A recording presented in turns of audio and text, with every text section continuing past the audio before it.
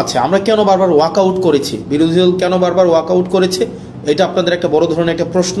কেন আমরা সংসদে কথা বলি না, কেন অন্যান্য ট্রেজারি বেঞ্চের মন্ত্রীরা কথা বলার পরে আমরা কেন সেগুলোর বিরোধিতা আমরা করি না সংসদে দাঁড়িয়ে, সেটা আপনারা আমাদের কাছ থেকে জানতে চেয়েছেন। তৃতীয়ত, অর্ডিন্যান্সগুলো যেগুলো বাতিল করে দেওয়া হয়েছে, মূলত সেই অর্ডিন্যান্সগুলোতে কী ছিল সেটি আপনারা, আমার কাছে মনে হয় সেগুলো আপনারা ডিজার্ভ করেন আমাদের কাছ থেকে জানার জন্য। আমরা 3 নম্বর প্রশ্ন থেকে আসি যে অর্ডিন্যান্সগুলোতে মূলত আসলে কী ছিল। প্রথমে আসেন, আমরা শুরু করব যে অর্ডিন্যান্সটা নিয়ে, সেটা হচ্ছে জাতীয় যে পুলিশ কমিশনটা ছিল, পুলিশ কমিশনটা নিয়ে আমরা শুরু করি। দেখেন, এই সংসদে আমার কাছে মনে হয়েছে যেই কমিশনগুলোর সবচেয়ে বেশি দরকার ছিল তার মধ্যে অন্যতম একটা দরকারি একটা কমিশন ছিল পুলিশ সংস্কার কমিশন। দুঃখজনক বিষয় হচ্ছে এই কমিশনটা সংসদে উঠানোই হয় নাই, এই যে অর্ডিন্যান্সটা সংসদে উঠানোই হয় নাই।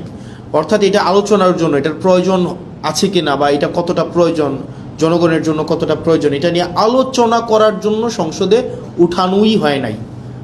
মানে পুলিশ এই অভ্যুত্থানের অন্যতম একটা স্টেক হোল্ডার, তাদের রোল কী ছিল সেটা নিয়ে আমাদের পরবর্তীতে কথাবার্তা আছে, কিন্তু অন্যতম একটা স্টেক হোল্ডার। আমরা পরবর্তী রাষ্ট্র ব্যবস্থাটা যদি জনবান্ধব করতে চাই তাহলে পুলিশের স্বাধীনতা না, পুলিশের সুরক্ষাটা আমাদের প্রয়োজন ছিল। কিন্তু দুঃখজনক বিষয় হচ্ছে সেটা নিয়ে এই সংসদে কোনো ধরনের কথা সরকারি দল বলতে দেয়নি। সরকারি দল এই অর্ডিন্যান্সটাকে জাস্ট ল্যাপস করে দিয়েছে। এবার আসেন এই সংস্কার কমিশনে কী ছিল আমাদের। এই আপনি যদি মনে করে দেখেন তো, আবু সাইদ হত্যা মামলার যে রায়টা হয়েছে, যেই এএসআই ছিল উনি কিন্তু বারবার করে বলছিলেন যে আমার কোনো দোষ নাই, সরকার আমাকে নির্দেশ দিয়েছে, আমি সেই নির্দেশ অনুযায়ী গুলি করেছি। ঠিক সেটাই, পুলিশকে নির্দেশ দেওয়া হয়, সেই নির্দেশকে লফুল নাকি আনলফুল সেটাকে অ্যাসেস করা কিন্তু পুলিশের পক্ষে সেটা সম্ভব হয়ে ওঠে না।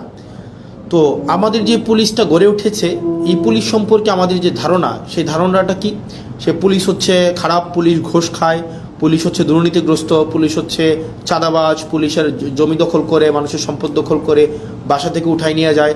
অর্থাৎ জনগণ এবং পুলিশের সম্পর্কটা এরকম বিরোধের একটা সম্পর্ক। জনগণের বিরুদ্ধে পুলিশের যে একটা চিত্র আবহমান কাল থেকে প্রতিষ্ঠিত করা হয়েছে, এটা আসলে রাষ্ট্রের জন্য কোনো সুখকর নয়। পুলিশ কিন্তু জনগণের বিরুদ্ধে থাকার কথা ছিল না। পুলিশকে যেভাবে ঘুষখোর হিসেবে উপস্থাপন করা হয়েছে, রাষ্ট্র যেভাবে পুলিশকে হাতিয়ার বানিয়েছে দমনপীড়নের, সরকার যেভাবে দমনপীড়নের হাতিয়ার বানিয়েছে পুলিশকে, এটা হওয়ার কথা ছিল না। সেজন্য এই অভ্যুত্থানের পরে আমরা চেয়েছিলাম যে পুলিশকে একটা গুণগত সংস্কার হোক। কিভাবে গুণগত পুলিশের এই সংস্কারটা হোক, সেটা হচ্ছে আমরা চেয়েছিলাম পুলিশের যে একটা অভিযোগ আছে, আপনি দেখেন পুলিশের বর্তমান পরিস্থিতি, পুলিশ হচ্ছে, আমি ব্যক্তিগতভাবে মনে করি রাষ্ট্রের সবচেয়ে নিরীহ যদি রাষ্ট্রের কোনো অঙ্গ সংস্থা থাকে সেটা হচ্ছে পুলিশ। পুলিশকে মারতে বললে মারে, ছাড়তে বললে ছাড়ে, ধরতে বললে ধরে। পুলিশের এর বাইরে কিন্তু কিছু করার নাই। পুলিশকে যেই তার ঊর্ধ্বতন কর্মকর্তা যেই অর্ডার দেয়, সেটা লফুল হোক আর আনলফুল হোক, পুলিশ কিন্তু এটাকে বাস্তবায়ন করতে হয়।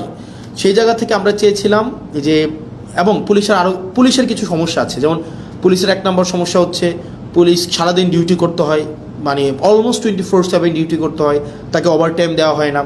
পুলিশ, আপনি যদি রাজারবাগ পুলিশ লাইনগুলোতে যান বা বাংলাদেশের থানাগুলোতে যান, আপনি গিয়ে দেখবেন পুলিশ যে ধরনের অমানবিক জীবনযাপন করে, মানে পুলিশের যে অমানবিক জীবনযাপন, এটা মানে যেটা আনইমাজিনেবল, একটা অমানবিক জীবনের মধ্যে থেকে, এবং তার যে বেতন কাঠামো আছে সেটা নিয়ে কথা নাই বলি, তাকে ওভারটাইম দেওয়া হয় না, তাকে অলওয়েজ সিনিয়রদের যে অর্ডার, এটা আনলফুল হইলেও তাকে এটা বাস্তবায়ন করতে হয়, এবং তাকে এটা বাস্তবায়ন যদি না করে তাহলে তার পদায়ন, তার পদোন্নতি, তার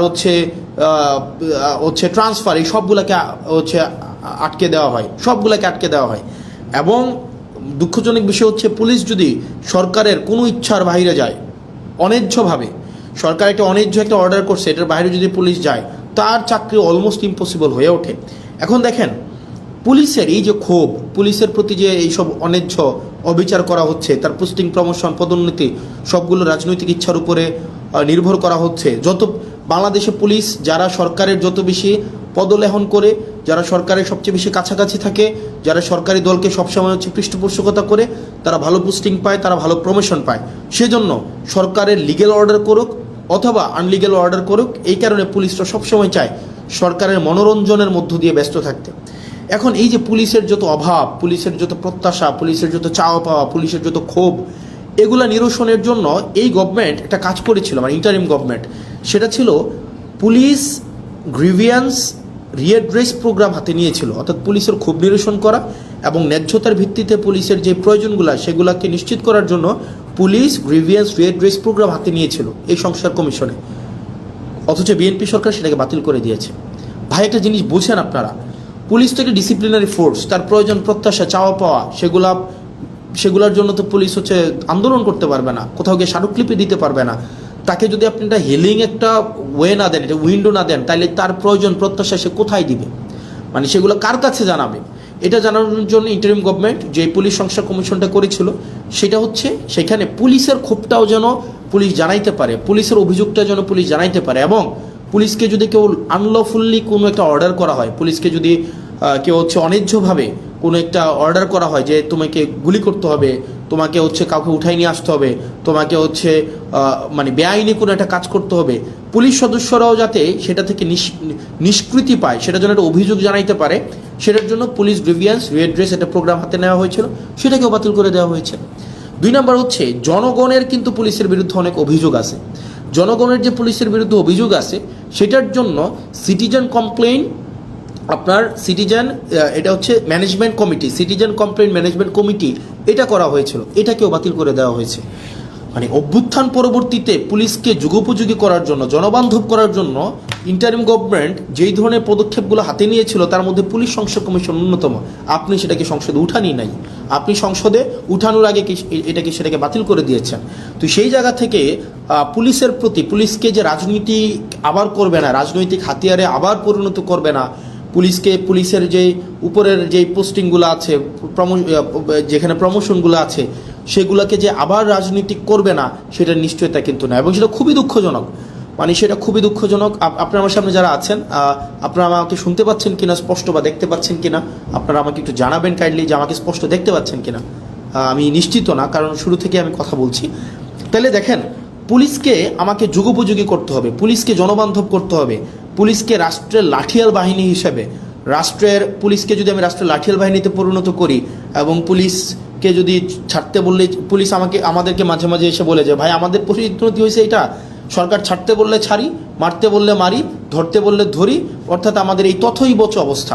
এখন এই তথৈবচ অবস্থা থেকে মুক্তির জন্য পুলিশ শুধুমাত্র লিগ্যাল অর্ডারটা বাস্তবায়ন করবে, এবং পুলিশ সরকারের লাঠিয়াল বাহিনী হইবে না, পুলিশ জনবান্ধব হবে, পুলিশ জনগণের হবে। সেটার জন্যই কিন্তু হচ্ছে সংস্কার কমিশনটা করা হয়েছিল। দুঃখজনক বিষয় হচ্ছে এই সংস্কার কমিশন, এই সরকার এটাকে ল্যাপস করে দিয়েছে, এটাকে উঠাইয়ে নাই। তার মানে এই সরকার যে অ্যাটিটিউড, এই সরকারের যে মনোভাব পুলিশকে নিয়ে, এই সরকারের যে চাওয়া পাওয়া পুলিশকে নিয়ে, সেটা হচ্ছে এই সরকার পুলিশকে আবার একটা লাঠিয়াল বাহিনীতে পরিণত করতে চায়। কারণ সে যতই বলুক আমরা এগুলাকে বিবেচনা করব, আমরা এটাকে আরও বেশি সুন্দর করে, আরও বেশি শক্ত করে নিয়মের মধ্য দিয়ে এটাকে করব, আলটিমেটলি কিন্তু এটা করছে না, বা করবে কিনা সেটা কিন্তু আমরা আস্থা পাচ্ছি না। পরবর্তীতে যদি আরও ভালো সংস্কার কমিশন আপনি করতেন, তাহলে এই কমিশনটাকে আপনি স্বীকৃতি দিয়ে পরবর্তীতে আপনি ভালো সংস্কার কমিশন করতেন, আপনি কিন্তু সেটা করেন নাই। তার মানে পুলিশ সংস্কার কমিশনেরকে বাতিল করার মধ্য দিয়ে এই সরকারের মনোভাব কী বা কোন দিকে যাচ্ছে সেটা কিন্তু আমরা বুঝতে পারি। এরপর আসেন দ্বিতীয়ত মানবাধিকার কমিশন। মানবাধিকার কমিশনের যে বিষয়টা, সেটা হচ্ছে মানবাধিকার কমিশনের সাথে আমি সিম্পল ভাষায় বলছি, মানবাধিকার কমিশনের সাথে আপনার 3টা বিষয় সম্পৃক্ত। এক, মানবাধিকার কমিশনের সাথে আপনার গুম কমিশন সম্পৃক্ত। আমাকে কি স্পষ্টভাবে শুনতে পাওয়া যাচ্ছে কিনা? স্পষ্টভাবে শুনতে পাওয়া যাচ্ছে আমাকে একটু? ইয়েস। তাহলে আমার 3টা বিষয় আপনারা দেখেন, মানবাধিকার কমিশনের সাথে আপনার 3টা বিষয় সম্পৃক্ত। একটা হচ্ছে গুম কমিশন, এবং জুলাই যোদ্ধাদের যে ইন্ডিমনিটি দেওয়া হয়েছিল সেই কমিশনটা। আমি সিম্পল ভাষায় বলি মানবাধিকার কমিশনটা কী ছিল। মানবাধিকার কমিশনে এখানে বলা হয়েছিল যে মানবাধিকার কমিশনের যারা সিলেকশন করবেন, এই সিলেকশন কমিটিতে কিছু আপনার মডিফিকেশন করা হয়েছিল, এবং এই মানবাধিকার কমিশন যেটা 2026 মানে জাতীয় মানবাধিকার কমিশন অর্ডিন্যান্স, যেটা 2025-এর যে অর্ডিন্যান্সটা, 26-এর যে অর্ডিন্যান্সটা, এই অর্ডিন্যান্সে ছিল যে রাষ্ট্রের যেই সংস্থাগুলো, আপনি গুমের সাথে কারা জড়িত, গুমের সাথে নর্মালি জড়িত হচ্ছে রাষ্ট্রের যে বাহিনীগুলো, সরকার জড়িত থাকে, সরকারের যে বাহিনীগুলো জড়িত থাকে, মানবাধিকার কমিশন যদি চায় এই বাহিনীগুলোর বিরুদ্ধে তারা নিজেরাই হচ্ছে ইনভেস্টিগেট করতে পারবে। দুঃখজনকভাবে বিষয় হচ্ছে আপনার 2009 সালের মানবাধিকার কমিশনে যেটা হচ্ছে সেখানে মানবাধিকার কমিশনের এই এখতিয়ার নাই। আপনি এই ইন্টারিম গভর্নমেন্ট যে মানবাধিকার কমিশন অধ্যাদেশ করেছেন সেটাকে বাতিল করে দিয়ে আপনি 2009 সালের মানবাধিকার কমিশন আবার আইনে নিয়ে গেলেন। 2009 সালের যে মানবাধিকার কমিশন আইন এটা একটা নখদন্তহীন একটা আইন। এই আইনের কোনো ধরনের বলছে এই আইনটা শুধুমাত্র খাতা কলমে আছে, এটার কোনো বাস্তবায়ন নাই এবং এটা সরকারের একটা দপ্তর। আপনি এটাকে মিনিস্ট্রির আন্ডারে নিয়ে আসলেন। মানবাধিকার কমিশনটাকে আপনি একটা মন্ত্রণালয়ের অধীনে নিয়ে আসলেন। মন্ত্রণালয়ের অধীনে কি যুক্তিতে নিয়ে আসলেন? মন্ত্রণালয়ের অধীনে নিয়ে আসলেন যদি মানবাধিকার কমিশনকে আমরা স্বতন্ত্র করে দেই তাহলে এই মানবাধিকার কমিশন প্রপারলি ফাংশন করতে, এইটার জবাবদিহিতা নাকি আপনি নিশ্চিত করতে পারবেন না। ভাই, এই সরকারে অনেকগুলো অর্গানাইজেশন আছে যারা ইন্ডিপেন্ডেন্টলি ফাংশন করে। সিএস ইন্ডিপেন্ডেন্টলি ফাংশন করে, সিজিএস ইন্ডিপেন্ডেন্টলি ফাংশন করে, এখানে হচ্ছে পিএসসি ইন্ডিপেন্ডেন্টলি ফাংশন করে। ঠিক একইভাবে মানবাধিকার কমিশন ইন্ডিপেন্ডেন্টলি ফাংশন করতো, কিন্তু আপনি যেটা করলেন সেটা হচ্ছে মানবাধিকার কমিশনকে একটা মন্ত্রণালয়ের অধীনে নিয়ে আসলেন। এখন মানবাধিকার কমিশন যদি কারো বিরুদ্ধে কোনো ইনভেস্টিগেট করে তখন মন্ত্রণালয়ের অনুমতি লাগবে। এখন স্বরাষ্ট্রমন্ত্রীর অনুমতি নিয়ে আপনি জাস্ট চিন্তা করেন, আপনি আসাদুজ্জামান খান কামালের অনুমতি নিয়ে আপনি পুলিশের বিরুদ্ধে আপনি ইনভেস্টিগেট করবেন এবং যারা গুমের সাথে জড়িত, যারা নিপীড়নের সাথে জড়িত, আপনি তাদের অনুমতি নিচ্ছেন যে আমাকে কি দয়া করে অনুমতি দিবেন, আমি কি আপনাদের বিরুদ্ধে আমি একটা তদন্ত কাজ পরিচালনা করতে পারি। এখন এটা খুব স্বাভাবিকভাবেই সত্য, বাংলাদেশে গত 17 বছর রাষ্ট্রের যে বাহিনীগুলো গুম খুনের সাথে জড়িত ছিল তাদের কারো বিরুদ্ধেই কোনো ধরনের কোনো তদন্ত হয় নাই। এখন এই তদন্তের একদম সিম্পল ভাষা, এই তদন্তের এখন এই ক্ষমতাটা মানবাধিকার কমিশন যে পেয়েছিল আপনি সেটাকে বাতিল করে দিলেন এবং এটার মধ্য দিয়ে আপনার যে নিয়ত, আপনি যে আবার গুম খুনে ফিরে যেতে চান না সেটা কিন্তু স্পষ্ট হলো না এবং এটা খুবই দুঃখজনক। আপনার এই মানবাধিকার কমিশন বাতিল করার মধ্য দিয়ে আপনি দুইটা কমিশনকে আপনি অর্নামেন্টাল করে ফেলেছেন, ফাংশনাল আর থাকে নাই। একটা হচ্ছে গুম কমিশন আর এটা হচ্ছে জুলাই ইন্ডেমনিটির যেই বিষয়টা, এটাকে আপনি অর্নামেন্টাল করে ফেলেছেন। এই দুইটা অর্ডিন্যান্স কিন্তু মানবাধিকার কমিশনের সাথে সম্পৃক্ত। তো সেই জায়গা থেকে আপনার এই সরকারের যে উদ্দেশ্য, সেটা কিন্তু প্রশ্নবিদ্ধ।